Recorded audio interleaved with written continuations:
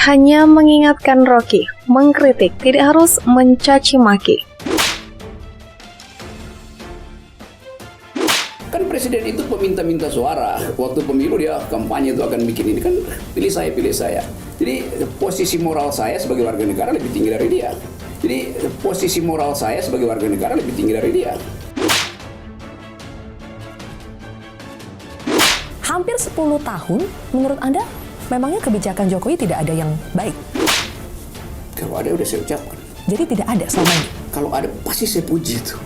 Coba di Silvi terangkan, apa yang bisa saya puji?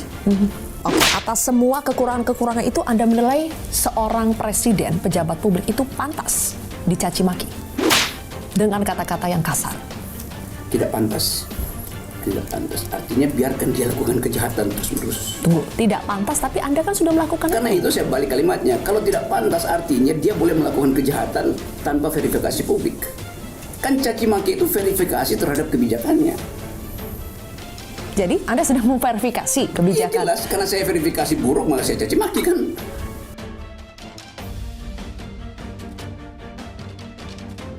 Dalam era demokrasi digital saat ini, di mana setiap kata bisa memetik pro dan kontra dalam hitungan detik, kasus Rocky Gerung mengingatkan kita tentang pentingnya etika dalam berbicara dan mendiskusikan hal-hal yang terkait dengan urusan publik. Presiden sebagai representasi dari sebuah bangsa memang harus dihormati. Namun di sisi lain demokrasi juga mengizinkan kritik asalkan dilakukan dengan cara yang etis dan beradab. Yang masuk di dalam wilayah demokrasi itu adalah objek caci maki. Jadi kalau nggak mau dicaci maki jangan bikin kebijakan, kan begitu. Oh, jadi Anda merasa kalau pejabat publik itu memang sudah sepatut ya dicaci maki, dikata-katai? Bukan sepatutnya, dia ditakdirkan untuk dicaci maki. Karena dia adalah petugas rakyat. Yang mencintai Presiden Jokowi itu terluka dengan kata-kata terhadap Presiden Jokowi. Yang terluka mereka yang mencintai presiden. Jadi Anda tidak merasa bersalah telah menyakiti rakyat yang mencintai Presiden? Mereka merasa bersalah nggak memuji berlebihan pada presiden, sama aja kan. Jadi memuji berlebihan itu juga buruk bagi demokrasi itu. Jadi sekarang masyarakat yang mencintai Presiden Jokowi yang salah, ke mereka yang baper? Tidak, mereka punya hak itu, tetapi punya hak juga orang yang tidak menyukai presiden, tidak menyukai kebijakan presiden memberi kritik. Komentator politik Rocky Gerung memberikan tanggapan atas pidato kenegaraan Presiden Jokowi di sidang tahunan MPR yang menyoroti masalah kesantunan bangsa saat ini yang mulai hilang. Dengan menyebarnya budaya caci maki dan pudarnya budaya sopan santun. Rocky Gerung menilai sebagai pejabat publik memang sudah seharus siap dicaci maki dalam urusan kebijakan publik. Saya simpulkan Anda ini tidak menyesali kata-kata yang sudah Anda keluarkan kepada Presiden Jokowi itu. Bahwa kata-kata itu menimbulkan kontroversi, menimbulkan pro kontra. Tapi saya minta maaf bukan pada presiden dan bukan pada PDIP, itu sudah berulang kali katakan itu kan. Tapi saya minta maaf karena dia menimbulkan pro kontra tuh, lalu terjadi kehebohan yang sampai sekarang masih berlangsung kan. Oke, Anda minta maaf karena menimbulkan kontroversi, pro kontra, berarti Anda mengakui Anda sudah buat keonaran? Bukan saya buat keonaran. Akibat dari ucapan saya itu timbul keonaran. Yang mesti diperiksa siapa yang sponsori keonaran. Kan Anda subjeknya, kalau tidak ada ucapan itu tidak ada keonaran. Tapi saya subjek yang tidak menghendaki ada keonaran. Ada yang memanfaatkan pikiran kalimat saya itu untuk memproduksi keonaran. Anda tidak menghendaki adanya keonaran. Jadi niat Anda ketika menggunakan kata-kata itu apa, Bang Rocky? Terarah pada kebijakan. Kan waktu itu saya ucapkan dua hal. Saya kritik kebijakan IKN dan saya kritik kebijakan Omnibus Law tuh.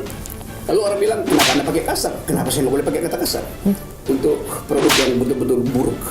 Masa saya puji-puji Omnibus Law? Oh, Omnibus Law ya ada baiknya supaya kalau begitu diganti dulu tuh. Kan bisa keras saja, Bang Rocky, tidak perlu kasar. Ya, Tidakkah itu lebih efektif, tidak perlu menimbulkan keonaran? kalau saya nggak bisa bangunkan orang dengan waker, saya siram di air. Jadi Bang Rocky ini mau membangunkan apa dengan kata-kata itu? Membangunkan kesadaran publik buat dua kebijakan Jokowi ini bermasalah secara hukum dan tidak fungsional untuk menghasilkan kesejahteraan. Yang ada sekarang membangunkan amarah publik. Ya amal yang direkayasa kan? Siapa yang merekayasa? Tanya pada PDIP. Jadi Anda menuding PDIP yang mengorkestrasi ini? Iya. Secara spesifik siapa di PDIP? Hasto. Hasto. Iya. Kenapa? Dia yang lebih dulu mengatakan bahwa itu Rocky Gerung mesti dipenjara. Lalu relawan ikut. Jadi puluhan laporan kepada Anda itu di orkestrasi PDIP? Pasti. pasti ya. Yes. Nanti kalau Anda dipersoalkan lagi atas pernyataan ini bagaimana? Saya buktikan. Mantan dosen UI itu menyatakan kalau ucapan kasarnya yang sempat bikin heboh publik itu dilakukan di ruang publik lewat instrumen kritik yang dalam demokrasi sah untuk disampaikan menurutnya.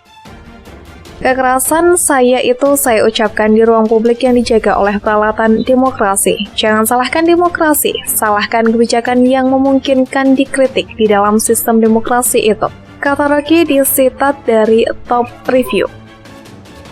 Rocky Gerung menilai seorang pejabat publik sudah punya resiko sejak ia bertugas.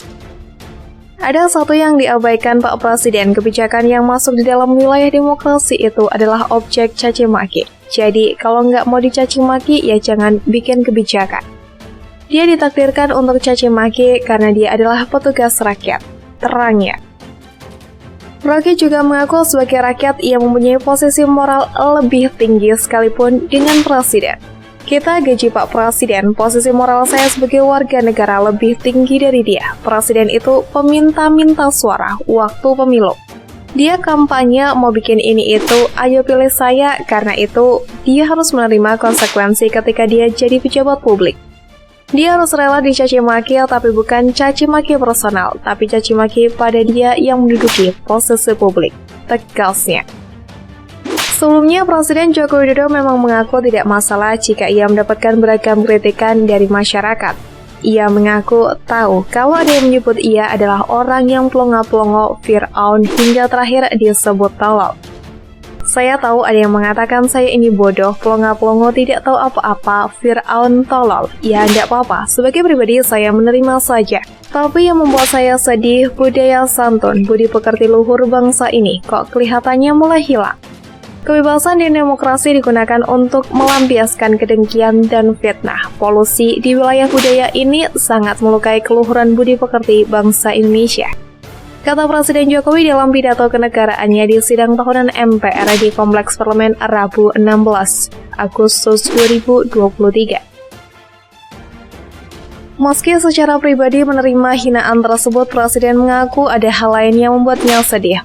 Menurut Presiden, budaya santun dan budi pekerti luhur mulai terlihat luntur. Hal itu tercermin dari kebebasan berdemokrasi yang justru digunakan untuk melampiaskan kebencian.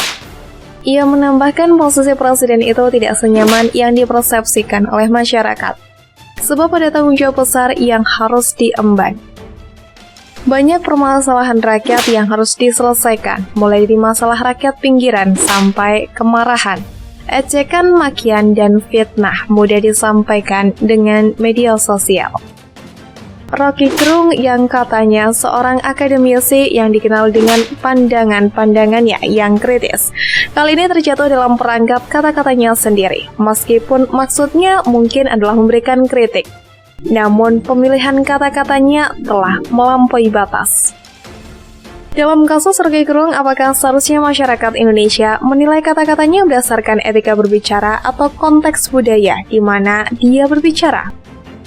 Tentunya ini adalah pertanyaan yang rumit dan tidak memiliki jawaban yang pasti. Namun satu hal yang jelas, etika dalam dialog publik adalah esensial dan kita semua harus berupaya menjaga tata cara bicara kita, terutama di dalam era digital saat ini.